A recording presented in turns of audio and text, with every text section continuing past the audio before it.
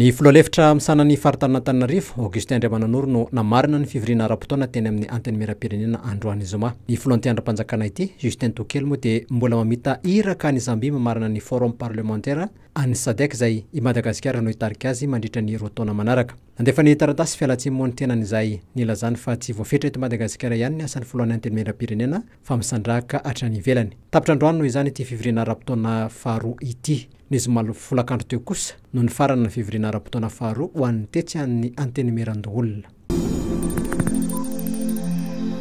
Ny atony fampianarana any amin'ireo distrika efatra ao amin'ny faritra Diana sy ao amin'ny distrika ny Vohimar androany zoma. Nahazo filazana loza amin'ny tatao miloko mena ireto distrika dimy ireto no ilay rivo-doza Chido. Araka ny filazana manokana momba ny rivo-doza izay navoaka ny fohim-pahamantarana ny toetry ny andro. Ny alatsanainy izao izany vao hiverina ny tsekoly ny mpianatra any an-toerana.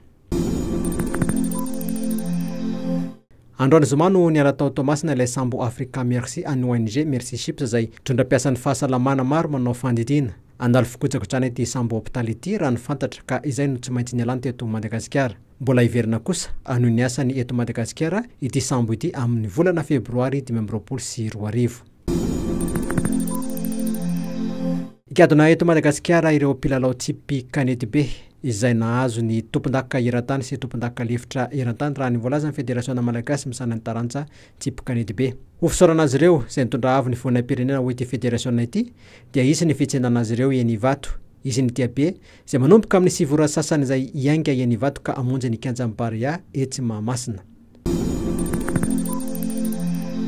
Any Maurice no andray any Eswatini ny Baria mandritra ny lalao miverina amin'ny fifantsanana ny amin'ny fiadina ny tompon-daka ny Afrika eo amin'ny taranja baolina kitra na ny CHAN raha nivoalaza ny Alfred Randriamanampisoa izay filohan'ny Federasiona Malagasy ny baolina kitra androany zoma teny Karion. Ny lalao mandroso kosa dia ho toto-tsaina atsy Afrika Atsimo raha nivoalaza ny hatrany.